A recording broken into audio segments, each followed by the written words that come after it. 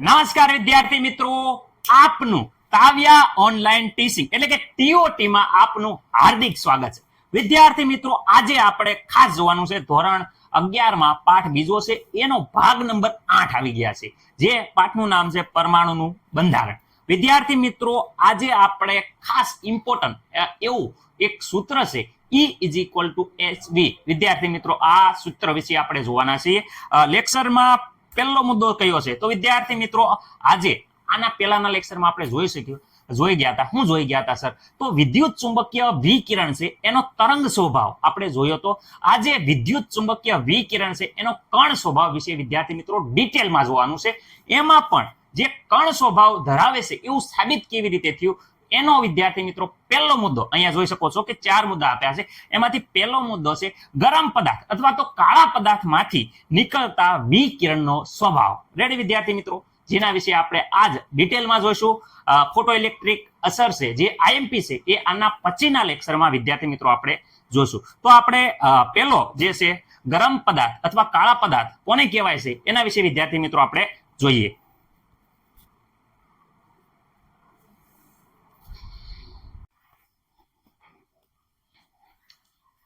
નમસ્કાર વિદ્યાર્થી મિત્રો, આજે આપણે કાળા પદાર્થના વિકિરણની જે થિયરી છે એના વિશે જોઈશું. તો વિદ્યાર્થી મિત્રો, કાળા પદાર્થના વિકિરણની સ્પષ્ટ સમજૂતી સૌ પ્રથમ મેક્સ પ્લાન્ક નામના વૈજ્ઞાનિકે ઈસવીસન 1900 માં રજૂઆત કરી હતી. રેડી? શું હતી સર આ થિયરી? જરાક અમને પણ સમજાવો. તો વિદ્યાર્થી મિત્રો, આ થિયરી કંઈક આ પ્રમાણે હતી.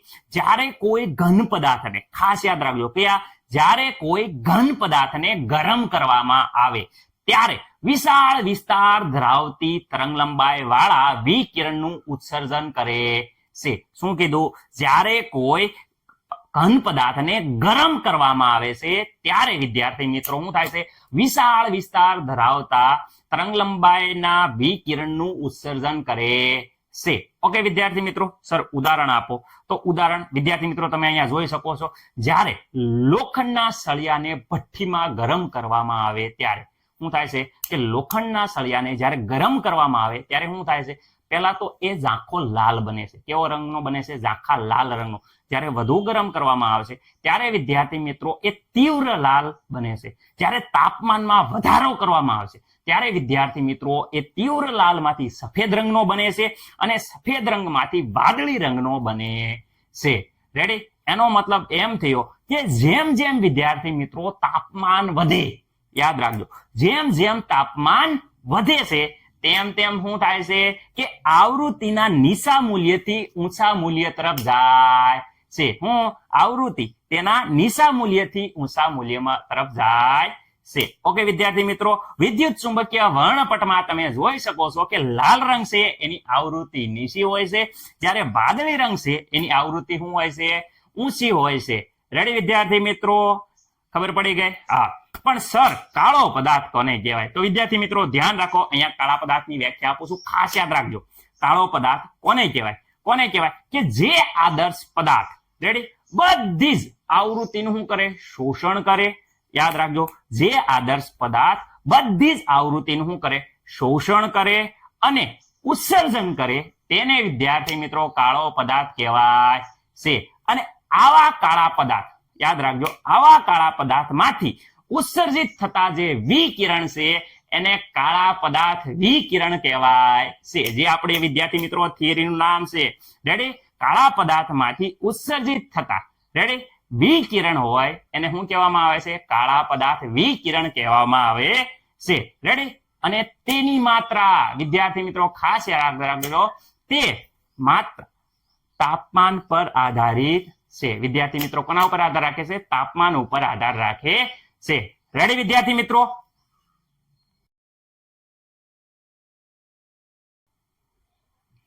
પરંતુ વિદ્યાર્થી મિત્રો વ્યવહારમાં આવું કોઈ પણ સંપૂર્ણ જે વિકિરણનું શોષણ કરે એવું કાળો પદાર્થ અસ્તિત્વમાં નથી. એની સાથે સામ્યતા ધરાવતું હોય તો કાર્બન બ્લેક, જે કાળા પદાર્થ સાથે વધુ સામ્યતા ધરાવે છે. એ સિવાય વાત કરીએ તો ઉદાહરણ તરીકે એક નાનું છિદ્ર ધરાવતી બખોલ. સર આ શું છે? તો એક નાનું છિદ્ર ધરાવતી બખોલ તમે જોઈ શકો છો. એ બખોલમાં જ્યારે જેને કેવિટી કહેવામાં આવે છે, આ કેવિટીમાં જ્યારે એક કિરણ દાખલ કરવામાં આવે છે ત્યારે જોઈ શકો છો કે એક છિદ્રમાંથી જ્યારે કિરણ દાખલ કરવામાં આવે છે ત્યારે આ કિરણ વિદ્યાર્થી મિત્રો આ કિરણ છે એ અંદર દાખલ થઈ અને વિદ્યાર્થી મિત્રોને આ દિવાલ સાથે પરાવર્તન પામી અને આ કેવિટીની અંદર જ તે આ કિરણનું સંપૂર્ણ શોષણ થાય છે. એટલે કે વિદ્યાર્થી મિત્રો સૌથી વધારે તમે જોઈ શકો છો કે સામ્યતા ધરાવતો આ કેવિટી જે એક નાનું છિદ્ર ધરાવતી બખોલ છે એને આપણે કાળા પદાર્થ તરીકે આ ઉદાહરણ તરીકે આપણે લઈ શકીએ છીએ.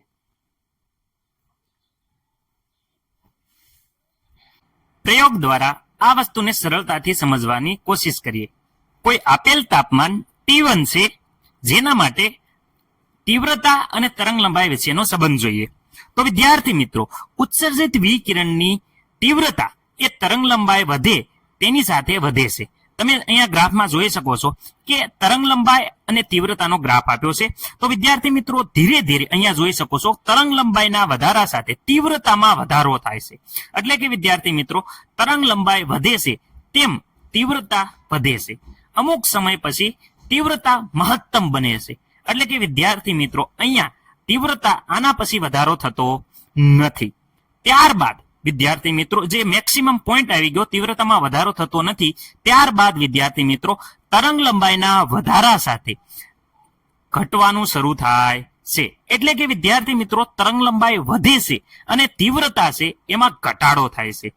એક પોઈન્ટ આવી જાય છે જ્યાં તરંગ લંબાઈના વધારા સાથે તીવ્રતા છે એ ઘટે છે. તરંગ લંબાઈના વધારા સાથે જે તીવ્રતા ઘટે છે આ પ્રકાશ તરંગનો સિદ્ધાંત સંતોષકારક રીતે આવું કેમ થાય છે તે સમજાવી શકતો નથી. એટલે કે વિદ્યાર્થી મિત્રો જે તરંગ સિદ્ધાંત છે એ આ સમજાવી શકતો નથી. આના પરથી એવું સાબિત થાય છે કે આ તરંગ નહીં પણ કણ હોઈ શકે છે. ફરીથી એકવાર સમજીએ છીએ, ધ્યાન રાખજો કે આપેલ તાપમાને ઉત્સર્જિત વિકિરણની તરંગ લંબાઈ એ વિદ્યાર્થી મિત્રો વધે છે તેમ તીવ્રતા વધે છે અને મહત્તમ બને છે. ત્યારબાદ તરંગ લંબાઈના વધારા સાથે ઘટવાનું શરૂ કરે છે. એટલે કે તરંગ લંબાઈ વધે છે તો તીવ્રતા ઘટે છે. આવું કેમ થાય છે તે પ્રકાશ તરંગનો સિદ્ધાંત સમજાવી શકતો નથી. તરંગ પ્રકૃતિમાં આ વસ્તુનો સમાવેશ થતો નથી. કોઈ કણ પ્રકૃતિ હોય તેમાં આ વસ્તુનો સમાવેશ થાય છે. આવું થવાનું કારણ પ્રકાશ સિદ્ધાંતના આધારે સંતોષકારક રીતે સમજાવી શકાતું નથી. આથી પ્રકાશ વિકિરણ એ માત્ર તરંગ પ્રકૃતિ નહીં પણ કણ પ્રકૃતિ પણ ધરાવે છે. આમ પ્રકાશ તરંગ અને કણ બંને સ્વભાવ ધરાવે છે. વૈજ્ઞાનિકે એવી ધારણા કરી કે વિકિરણ છે એને નાના નાના ખંડોમાં વિભાજિત કરી શકાય છે. આ નાનામાં નાનો સૂક્ષ્મ જે ખંડ છે એને પ્લાન્કે ક્વોન્ટમ નામ આપ્યું. આ ક્વોન્ટમ એ ઉર્જાનું સૌથી ઓછા પ્રમાણમાં જે શોષાય છે કે ઉત્સર્જન થાય છે તેને ક્વોન્ટમ કહેવામાં આવે છે. ઉર્જાનું સૌથી ઓછા પ્રમાણમાં જે શોષાય છે કે ઉત્સર્જન થાય છે તેને પ્લાન્કે ક્વોન્ટમ નામ આપ્યું. તો વિદ્યાર્થી મિત્રો આ માટે પ્લાન્કે સૂચવ્યું કે પરમાણુ અને અણુની જે શક્તિનું ઉત્સર્જન અને અવશોષણ કોઈ અસતત રીતે જથ્થામાં થતું હોય છે, નહીં કે સતત રીતે. એટલે કે વિદ્યાર્થી મિત્રો જે અણુ અને પરમાણુ શક્તિનું ઉત્સર્જન કરે કે અવશોષણ કરે એ અસતત રીતે થતું હોય છે. અણુમાં શક્તિનું ઉત્સર્જન કે અવશોષણ અસતત રીતે જથ્થામાં જોવા મળે છે. જેથી જ આલેખમાં તીવ્રતા વધારો અને ઘટાડો જોવા મળે છે જે કણ પ્રકૃતિ દર્શાવે છે. ઉર્જાનું સૌથી ઓછા પ્રમાણમાં જે શોષાય છે કે ઉત્સર્જિત થાય છે તેને પ્લાન્કે ક્વોન્ટમ નામ આપ્યું.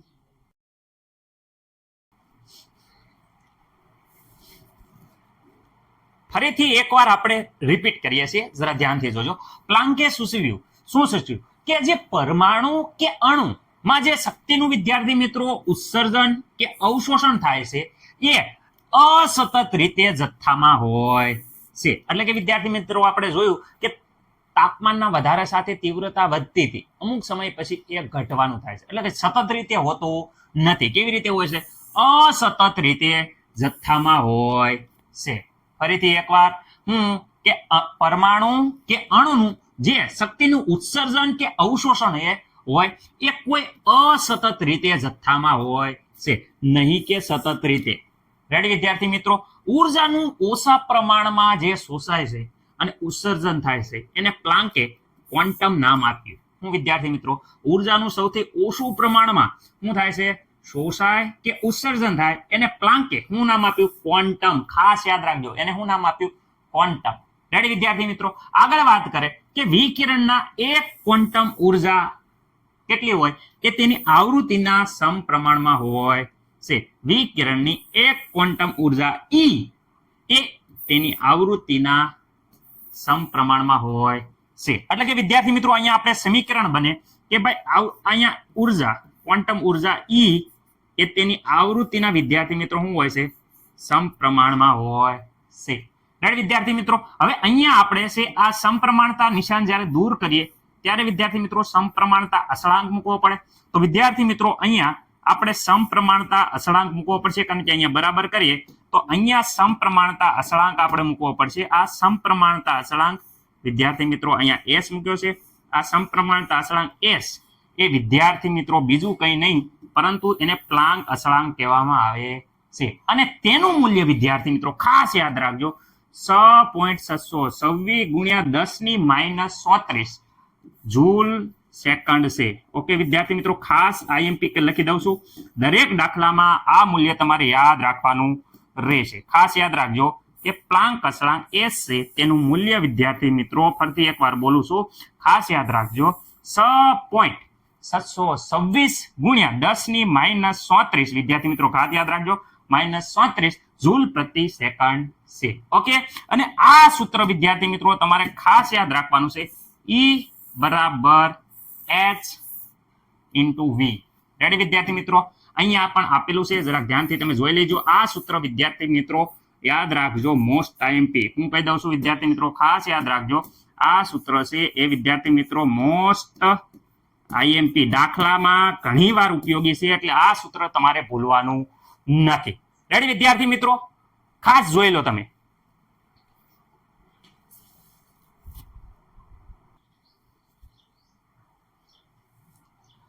હવે વિદ્યાર્થી મિત્રો શું કર્યું? તો વિદ્યાર્થી મિત્રો આ ક્વોન્ટમીકરણને નિશાની ઉપર ઉભા રહેલા એક વ્યક્તિ સાથે સરખાવવામાં આવ્યું. કેવી રીતે? તો કોઈ વ્યક્તિ હોય વિદ્યાર્થી મિત્રો, એક શું હોય? કોઈ વ્યક્તિ છે વિદ્યાર્થી મિત્રો, હું તમને વાત કરું. એ વ્યક્તિ ક્યાં તો અહીંયા વિદ્યાર્થી મિત્રો હું વાત કરું પહેલા નંબરના પગથિયા ઉપર ઉભો રહેશે, ક્યાં તો વિદ્યાર્થી મિત્રો એ બીજા નંબરના પગથિયા ઉપર ચડી જશે, તો અહીંયા બીજા નંબરના પગથિયા ઉપર ઉભો રહી શકશે.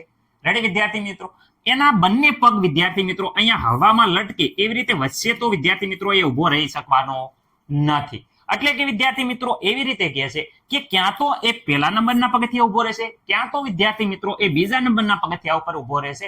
બંને પગ એક સાથે વચ્ચે રાખે તો વિદ્યાર્થી મિત્રો એ પડી જશે, એવી રીતે ઉભો રહી શકશે નહીં. એ જ વસ્તુ એને સમજાવ્યું છે કે કોઈ વ્યક્તિ છે, અહીંયા જોઈ શકો છો, કોઈ વ્યક્તિ નિશાનીના કોઈ એક પગથિયા ઉપર ઉભો રહી શકે છે, ક્યાં તો પહેલું હોય ક્યાં તો બીજું હોય, પરંતુ બે પગથિયા વચ્ચે તે ઉભા રહેવું શક્ય નથી. એટલે કે બે પગથિયા વચ્ચે હવામાં આમ ઉભા રહેવું શક્ય નથી. એવી જ રીતે ઉર્જાનું મૂલ્ય પણ નીચે જે મૂલ્ય આપ્યા છે એ સેટમાંથી કોઈ પણ એક મૂલ્ય વિદ્યાર્થી મિત્રો હોઈ શકે છે, પરંતુ તેમની વચ્ચેનું મૂલ્ય હોઈ શકે નહીં. એટલે કે આ સેટની વચ્ચેનું મૂલ્ય હોઈ શકે નહીં. હવે વિદ્યાર્થી મિત્રો આ સેટની વાત કરે એટલે વિદ્યાર્થી મિત્રો અહીંયા જોઈ શકો છો કે પહેલું સમીકરણમાં તમને ખબર છે E is equal to HV.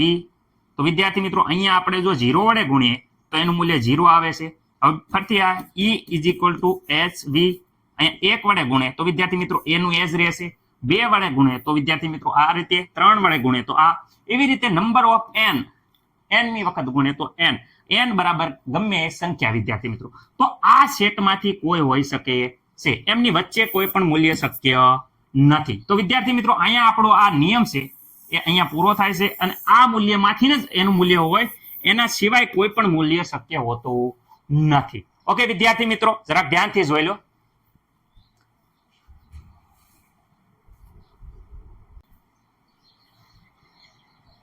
તો વિદ્યાર્થી મિત્રો આજના લેક્ચરમાં બસ આટલું. રેડી વિદ્યાર્થી મિત્રો, આનાથી વધારે આપણે આગલા લેક્ચરમાં જોશું.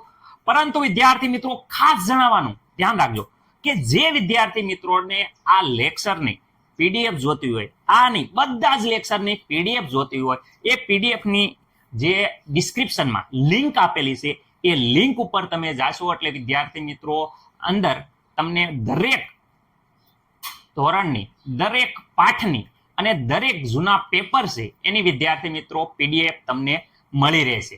તો વિદ્યાર્થી મિત્રો નીચે ડિસ્ક્રિપ્શનમાં પીડીએફ છે, તો પીડીએફ ડાઉનલોડ કરવાનું ભૂલતા નહીં. આપણે મળીએ આવતા લેક્ચરમાં. જય હિન્દ, જય ભારત.